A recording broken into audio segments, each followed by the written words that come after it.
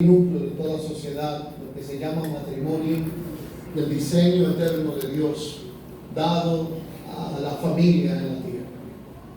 Ahí es donde requerimos más que nunca ser sabios, entendidos, para vivir entonces paradójicamente en un mundo necio y sin entendimiento. Sabios, diga conmigo, sabios y entendidos para un mundo necio y sin entendimiento. Allí es donde nos damos cuenta que en la época en que nos encontramos es pareciendo como una sociedad tan convulsionada que se dirige hacia una condición similar a la que vivió Sodoma y Gomorra. Mi esposa, que por razones que expliqué al inicio, ajenas a nuestra voluntad, no está acá. Retornamos anoche a la nación y justo en el lugar donde terminamos, encontramos asuntos muy curiosos que nos llamaron mucho la atención. Yo nunca había visto un vehículo de uso oficial de un estado, como lo es la emblemática policía de la ciudad de Nueva York, que sus lemas son cortesía, profesionalismo y respeto, teñidos de colores rosa, y las letras de las patrullas policiales, ayer y este fin de semana, las vi todas caracterizadas por el orgullo de la bandera gay. Nunca había visto una forma tan depravada, inmoral y abierta para tratar de romper el modelo y el diseño de Dios llamado familia, como la que en estos días estamos contemplando. Y me llamó más la atención aspectos que pude notar cuando en mi retorno ayer estaba sentado en el aeropuerto, y yo soy muy asiduo a la lectura, y leyendo una noticia que precisamente estaba en inglés, encuentro lo siguiente: el foro del nuevo orden mundial se reúne y consulta para emplazar a la dinámica de las nuevas inteligencias artificiales, estas que estamos viendo. Están ya proponiendo a que los hombres ya no tengan la necesidad de soportar a la esposa que pelea. Están promoviendo modelos de sustitución, empezando por este punto de partida, que es lo que están ofertando ahora. Y ellos acaban de emplazar y darle un tiempo para que la inteligencia artificial se tome el momento, específicamente uno de los chats más famosos que hay ahora, porque le están exigiendo que reescriba la Biblia. Yo no sé si ustedes han oído esto. Yo ayer me enteré de esta realidad. Que reescriba la inteligencia artificial la Biblia, omitiendo aspectos ofensivos a la realidad de las agendas actuales, y que la actualice en todos los modelos de sistema. Mi humilde consejo: si usted dejó de usar Biblia de papel por considerarla anticuada, vaya buscándose una rápido, porque en cualquier mañana esto se va a actualizar y no habrá la palabra Cristo, ni Dios, ni pecado, ni otras cosas que nosotros conocemos. Porque hacia allá se aproxima esta realidad. Así que los ojos de la humanidad se han cegado ante el amor amoroso de Dios, se han cegado ante todo lo que tiene que ver con la palabra de Dios, la intención de Dios de identificar lo que Él aborrece y lo que Él ama, el pecado y lo que es contrario a su diseño y propósito. Y me llama la atención que todo esto está pasando delante de nuestros ojos. Nos ha tocado vivir en una generación, en un tiempo y en una era donde un mundo gobernado por la influencia del anticristo, antidios, antivalores, antiprincipios, antife, anti todo lo que tenga que ver con el diseño de Dios llamado familia, se ha ensañado en pervertir y torcer el destino de las generaciones que Dios nos ha permitido disfrutar en herencia. Yo creo que hay cosas que van a cambiar en nuestro tiempo. Esto que yo le estoy diciendo no es costumbre, no es lo que acostumbro cuando enseño la palabra. He preferido asumir una posición en donde no solamente nos quedemos sumergidos en el pantano de la denuncia.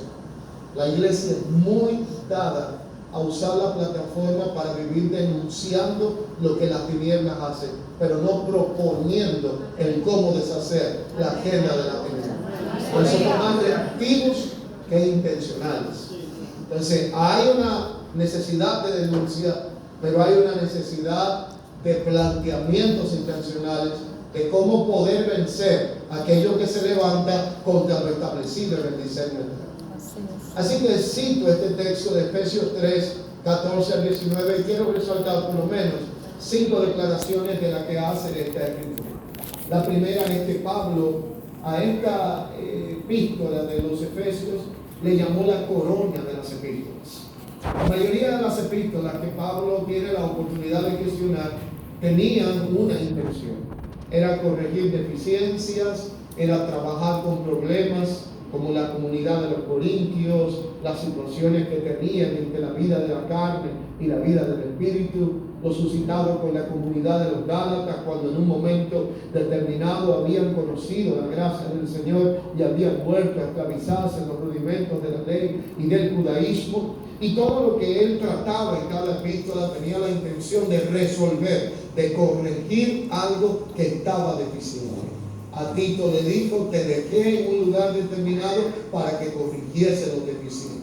A Timoteo le encomendó que pudiera identificar el carácter de los hombres en los postreros días. Cada epístola, cada carta tenía una intención marcada, pero esta no venía para corregir. La comunidad de los Efesios se le consideró esta escritura la corona de las epístolas, porque la intención apostólica era afirmar lo que ellos tenían, lo que ya Dios le había dado y muchos no estaban viendo. En pocas palabras, no era de corrección, sino de afirmación. Por eso encontramos desde el capítulo 1 hablar de la bendición que proviene desde los lugares celestiales en Cristo. Por eso encontramos la afirmación del capítulo 2 y 3 hablando acá del fundamento, diseño y modelo de Dios desde los cielos como una familia establecida en la tierra. Por eso encontramos Efesios 4 trabajados aspectos del diseño de cada uno de los ministerios y las funciones establecidas para edificar a los santos hasta que todos llegásemos a la estatura de la madurez del varón perfecto, Cristo, cabeza de la iglesia. El capítulo 5, el capítulo 6, con la armadura de Dios colocada desde la cabeza hasta la planta de los pies. Todo el planteamiento de esta corona de las epístolas tenía que ver con una idea y una intención de parte de Dios bien orgánica. Presentar la iglesia como un cuerpo, no como una institución. Y presentar el cuerpo como la iglesia, entendiendo que había un diseño y un orden que establece Efesios 5, que es que el hombre tiene una cabeza que se llama Cristo.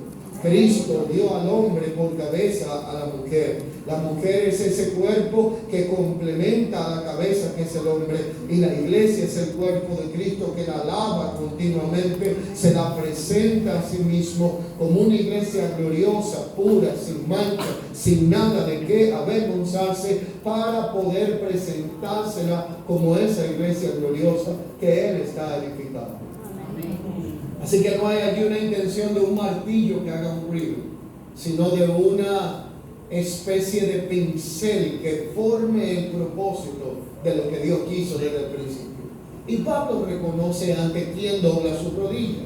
Hablaba de intencionalidad al orar, orar con propósito. Era lo que él estaba diciendo. Por esta causa, hay una causa que gobierna mi oración, hay una causa por la que doblo mi rodilla. No lo hago por tradición, sino por un propósito, y es ante el Dios y Padre de nuestro Señor y Salvador Jesucristo.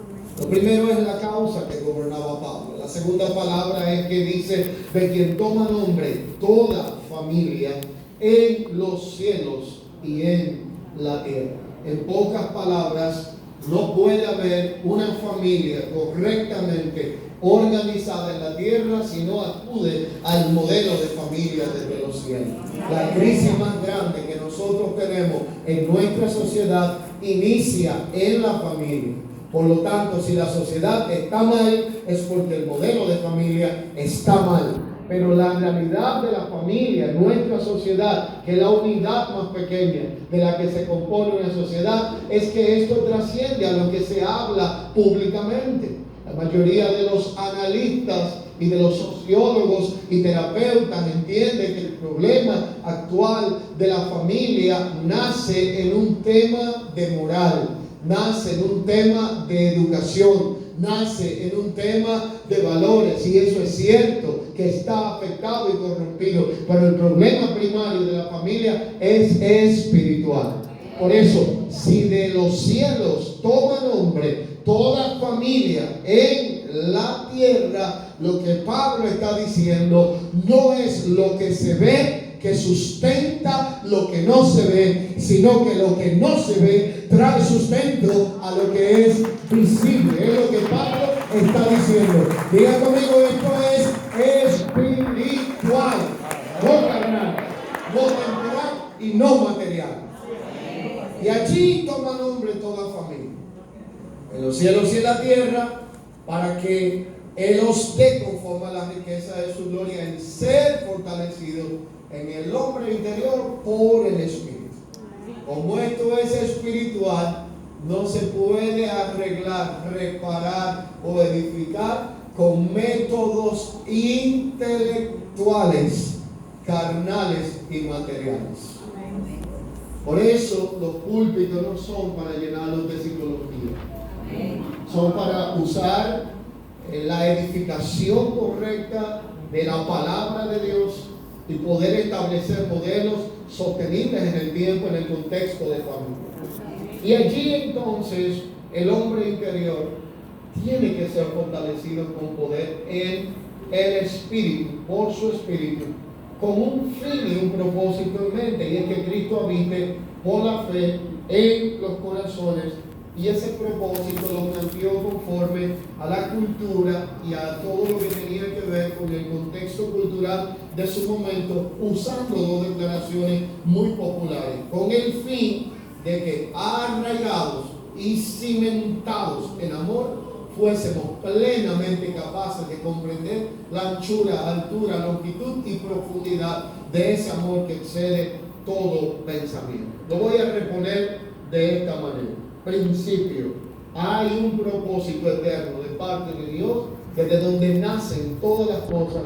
En pocas palabras, usted y yo no estamos aquí ni por accidente ni por casualidad, y por alguna razón Dios se encargó de poner en tu camino y poner en mi camino la persona con la cual nos ha bendecido para hacer un complemento en nuestra vida, formar un matrimonio y poder tener una familia. Lo segundo, Dios dejó un diseño para poder operar correctamente el orden de esa familia. Ese diseño lo establece el manual del fabricante. Se llama la palabra de Dios, la palabra de gracia. Si todo funciona es gracias al diseño. Si algo se daña, en el manual dice cómo se repara, porque quien nos construyó dejó explícito por dónde se arregla este asunto. Lo tercero es que allí, en este modelo de familia, en los cielos y en la tierra, hay un factor determinante, y es que solo podemos lograr ser fortalecidos con poder en el hombre interior por su Espíritu. No podemos lograr resultados espirituales con estrategias carnales. Necesitamos volver a depender de la vida del Espíritu. Y es que solamente hay tres tipos de expresiones que identifican cómo uno puede edificar una familia o un matrimonio. La primera se llama la forma natural en que vivimos. Quien vive sin Dios y sin esperanza en este mundo te puede dar miles de consejos de cómo se trata un esposo, de cómo se trata una esposa, qué tú le haces para retenerlo, qué le haces para retenerla, o cuál es la estrategia si algo no está funcionando. Esa es la mente natural. La segunda estrategia o forma de vida que se busca para sostener un matrimonio es una mentalidad carnal. Es buscando lo suyo propio, es buscando cómo lograr esas estrategias humanas, de la sabiduría humana, que buscan el cómo atrapar o manipular lo que es el vínculo para sostener una relación. Y la tercera forma es por medio de una mente espiritual. Aquí es donde la Biblia dice que el amor no busca lo suyo, no tiene envidia, no es jactancioso, no hace nada indebido, no se goza de la maldad, ni de la mentira, ni de nada de esto, nunca deja de ser. Y esta realidad plantea la necesidad de la vida en el Espíritu. Pero esa vida en el Espíritu tiene como propósito llevarnos a conocer el amor de Dios. Y ese amor de Dios que excede todo conocimiento tiene como propósito que seamos llenos de toda la plenitud de Dios. ¿Y qué es esa plenitud de Dios de la cual está hablando la Escritura? Es esa llenura del Señor que procura que nosotros podamos estar equipados para poder enfrentar aspectos de la vida que no lo vamos a lograr con estrategias humanas, carnales o naturales. Esa plenitud de Dios nace de una palabra que los griegos llamaron en su momento la palabra pleroma. Luego usan una extensión de la misma que era la palabra pleromatos. ¿Y para qué usaban la palabra pleroma y pleromatos? En aquellos tiempos había una necesidad de despachar barcos desde un puerto hacia el otro. Muchos de estos barcos salían cargados porque era la vía más común para poder llevar mercancía de un lugar a otro, la vía marítima.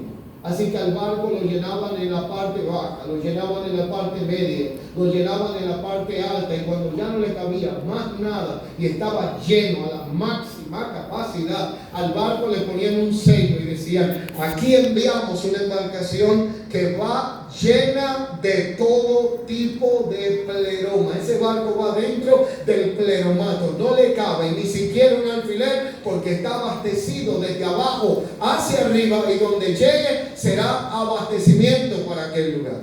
Ese era el pleroma, un barco lleno en su máxima capacidad. Entonces Pablo usa continuamente esta expresión para explicar que debe de ocurrir algo en nosotros que nos pueda llevar a una experiencia plena en Cristo Jesús.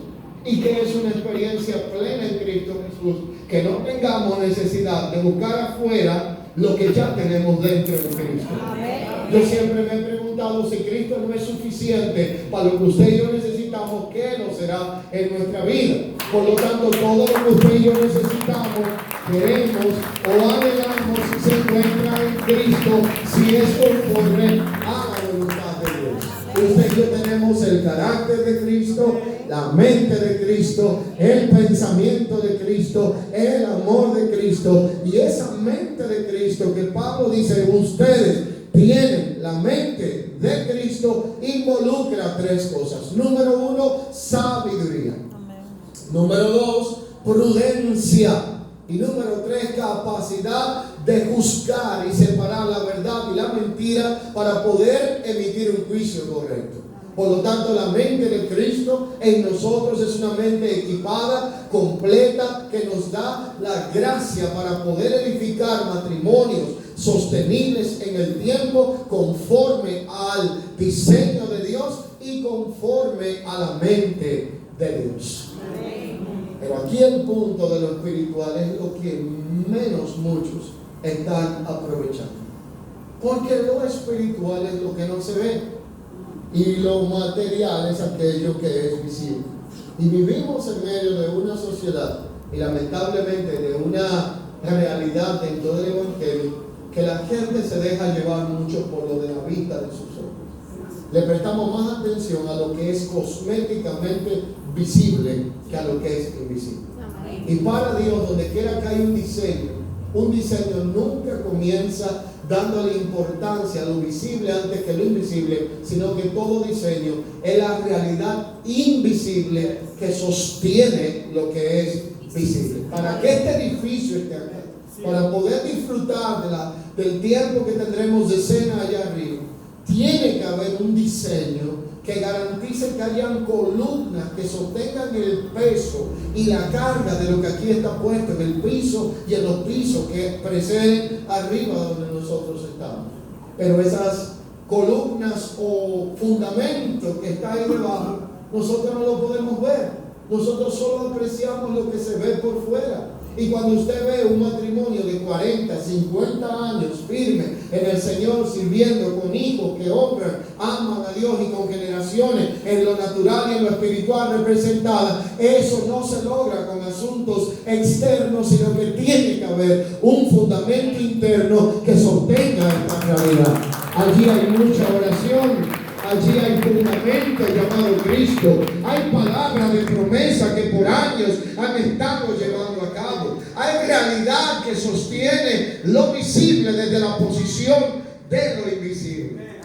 Así que establecer implica fundar, instituir, sentar un principio y fundamento. Tiene que ver con la base literal que sostiene una construcción o edificación. Así que cuando hablamos de aquello que es sostenido con fundamento, es algo que ha sido bien afirmado para que no colapse y no se caiga ante cualquier adversidad. Y nosotros sabemos que Efesios 2 declara en su verso 20 que hay un fundamento que se llama Cristo, que es la piedra principal del ángulo, para que todo lo que se construya allí arriba pueda permanecer en el tiempo. Alguien dijo en una ocasión lo siguiente: formar un hogar cristiano será nuestro mayor logro, mantenerlo será nuestro mayor reto, y edificarlo sobre la roca será nuestra mayor victoria. Podemos repetirlo: formar un hogar de gente temerosa de Dios será un gran logro, mantenerlo uno de nuestros mayores retos, pero edificarlo sobre la roca será la mayor victoria que podemos lograr. Y esta realidad entonces nos hace a nosotros poder observar a la luz de la palabra qué es lo que hoy estamos viviendo dentro de la vida del ministerio. La mayoría de nosotros sabemos que cada día el liderazgo es más demandante, el pastorado más drenante. Estadísticas hablan de naciones pioneras en el Evangelio, que hoy día los índices de emigrar desde la posición de liderazgo y del ministerio cada vez son más crecientes.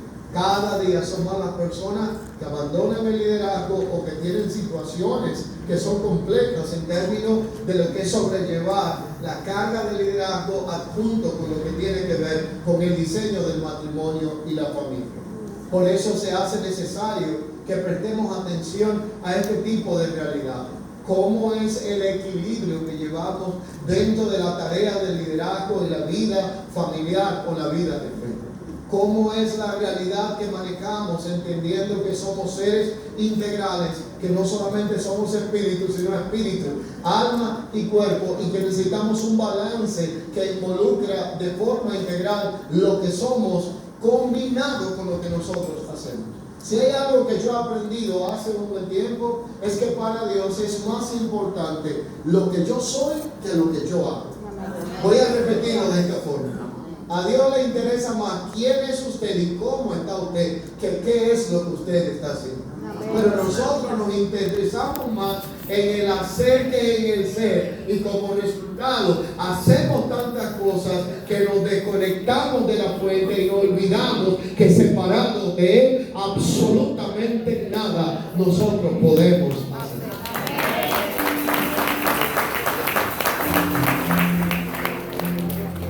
El diseño de Dios desde el inicio de la creación para el hombre involucraba que usted y yo fuéramos personas fructíferas.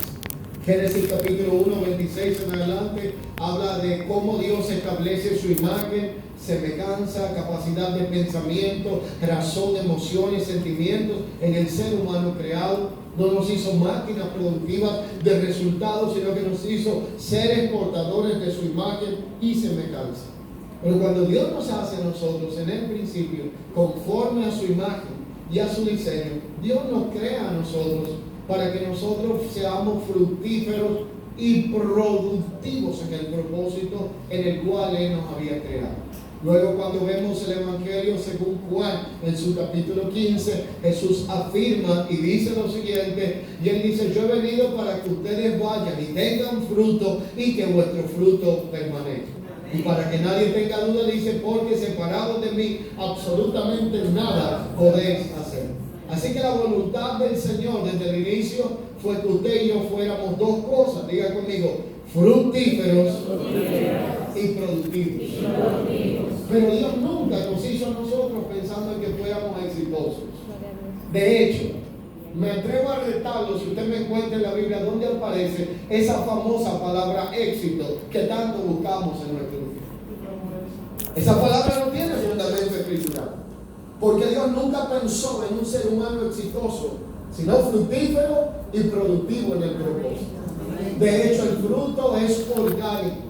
Se necesita la semilla, la tierra, el proceso de siembra, paciencia para saber que eso va a dar resultado en su momento. A veces usted siembra la semilla, se olvida que existe, cree que se perdió, y el día que usted menos está pensando nace una especie de ramita y usted se da cuenta que la fe y la paciencia jugaron un rol determinante para tener el resultado. Entonces, para ser fructífero, productivo, hay que ser alguien que no sea dejado, que sea proactivo, intencional. No se logra productividad recostado en una cama, dejándole todo el tiempo, dejando para mañana lo que hay que hacer hoy. Dios es un Dios de una mentalidad productiva. Todo lo hace en un contexto de diligencia, de proactividad. Él le gusta la fructificación. Cada uno de nosotros estamos llamados a dar fruto del Espíritu y de todos los aspectos de la vida de Cristo en nosotros. Pero la realidad es que el éxito no necesita ninguno de esos procesos orgánicos. Usted puede ser exitoso porque le chocó en la vida un golpe de suerte, o porque encontró una oportunidad de oro, como le llaman, o porque engañó a alguien y es exitoso en base al engaño y a la mentira. Por eso tenemos hoy día una sociedad caracterizada con tanta gente exitosamente fracasadas, que han tenido éxito en la suerte, pero ese éxito le ha pasado una factura que le ha quitado sus hijos, que le ha distorsionado el modelo de familia, que le ha costado el alto precio de su matrimonio, de su cónyuge, de cualquier realidad, porque el éxito es temporal, el fruto es sostenible en el tiempo, y el mayor fruto que usted y yo podemos dar se llama Cristo en nosotros. Pero cuando usted y yo encontramos esta realidad de la Escritura, nos damos cuenta que la voluntad de Dios no es solo que nosotros comencemos bien, sino que terminemos bien. Cualquiera puede iniciar bien, pero no todo el mundo termina bien. Y el punto y el secreto aquí está en lo siguiente. La realidad es que la carrera que usted y yo tenemos por delante no es una carrera de velocidad, sino de resistencia y de perseverancia. Amén. Así que aquí la corona no se la dan al que va más rápido, ni al que empuja al que está al lado, ni al que le pone un pie para que se caiga. Porque esto no se trata de que yo llegue o usted primero, sino que lleguemos a la meta, al premio del supremo llamamiento de Dios en Cristo Jesús. Y si es que lo alcanzamos y algo es digno de honor y honra, decir como Pablo: he hecho más que mucho, he logrado más que mucho, pero sé que no fui yo, sino que fue el poder y la gracia de Dios obrando y operando en mi vida, para que toda gloria y honor sean de Él. La Escritura establece: para poder lograr esta realidad necesitamos establecer nuestras vidas, hogares, hogares, casas, sobre un fundamento firme que se llama la roca, que es Cristo Jesús.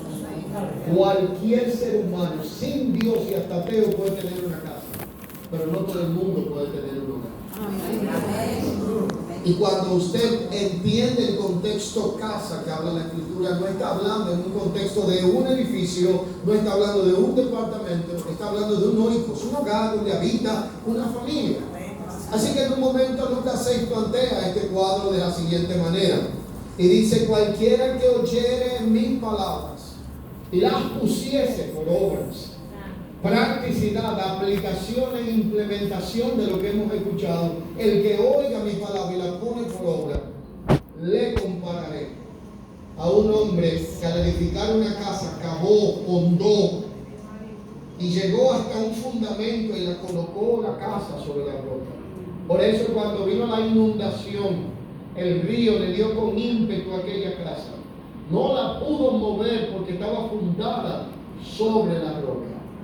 Mas aquel que oyó, escuche bien, los dos oyeron, pero uno hizo y el otro oyó y no hizo, a ese lo compararé semejante al hombre que edificó su casa sobre la tierra, pero no acabó hasta el fundamento.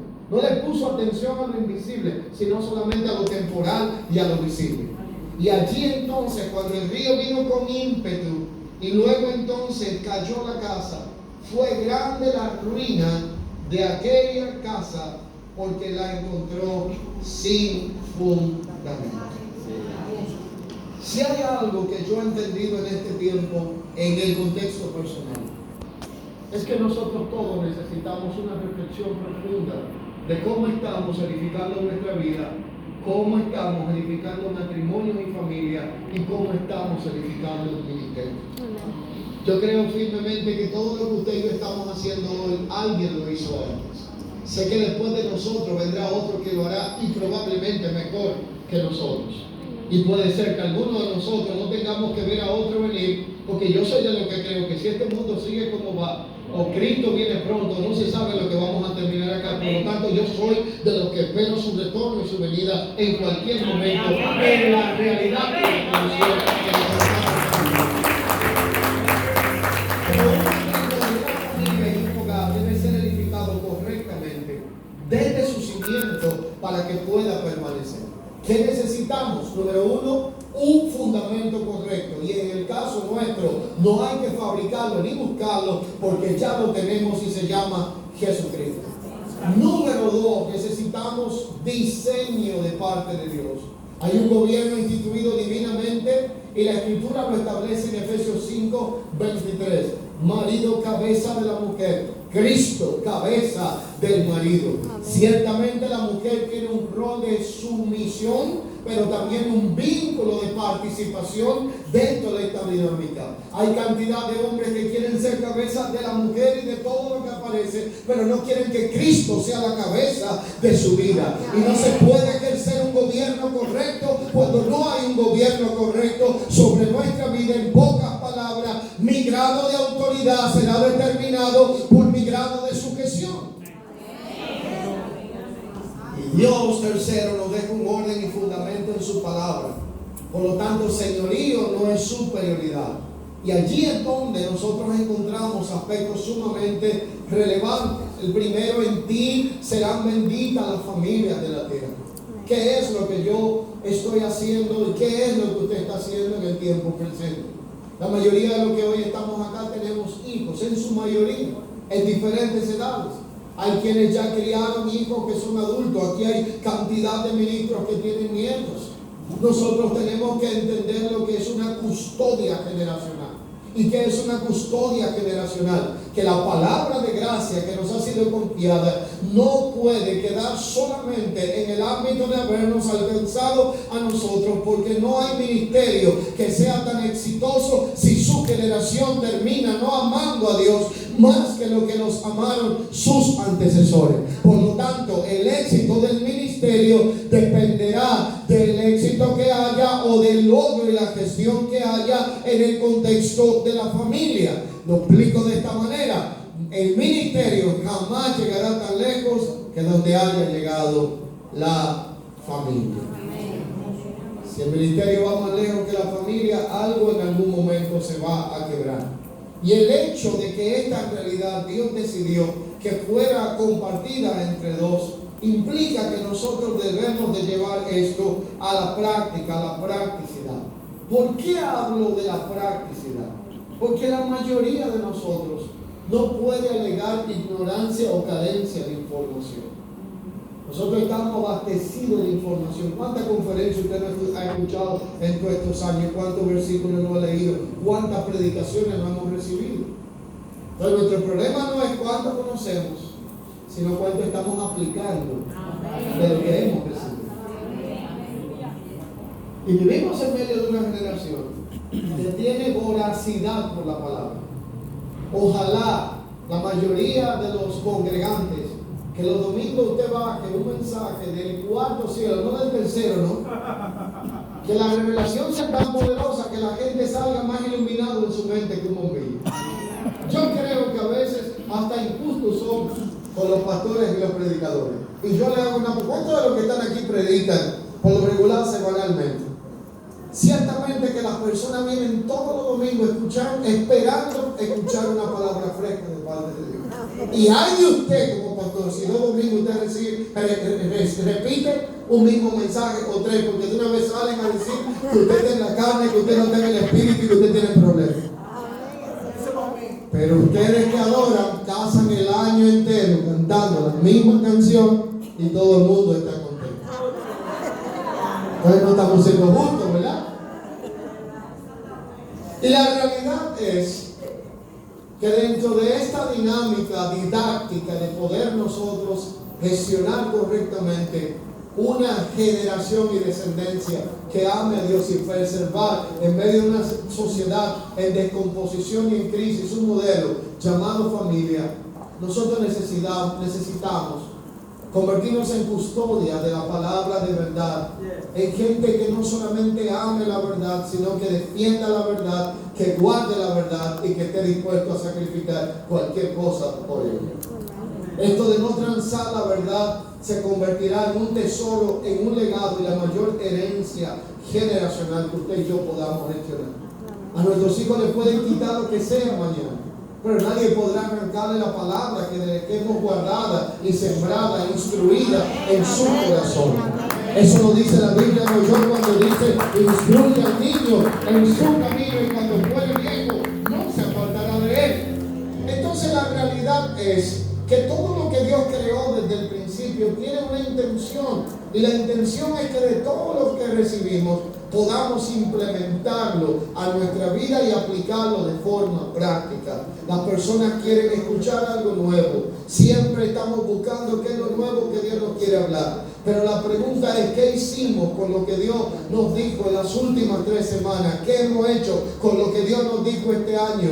¿Dónde está aplicado lo que Dios nos dijo el año pasado? Y allí es donde debemos de revisar, porque nuestro problema no es actualmente información, sino implementación de lo que ya nos ha sido comunicado de parte del Señor, pero no estamos poniendo en práctica. Hay un orden, hay un diseño y hay un propósito eterno de parte de Dios para la familia. El orden dice que Dios tiene una familia. Su reino involucra un contexto familiar en la tierra. Su diseño habla de cómo por medio del engendramiento Dios establece una familia, y en ese diseño hay esposos, padres, hijos y hermanos que perpetúan el diseño en la tierra. Y el propósito es que esa familia tuviese operatividad en la tierra, una mentalidad gobernada por el propósito de Dios, por la palabra de Dios y por la vida del Espíritu. Ante esta realidad entendemos cómo fuimos creados y sabemos que si ese diseño está vigente, tendremos una iglesia más fortalecida y tendremos una sociedad más fortalecida. Una sociedad en crisis es el resultado de familias en crisis. Pero el ataque sobre la familia que hoy tenemos, no podemos verlo como una cosa cualquiera, sino que estamos viendo un ataque sobre el diseño de Dios. Y este ataque sobre el diseño de Dios comienza en el pensamiento. Por eso la sociedad actual se encuentra tan afectada.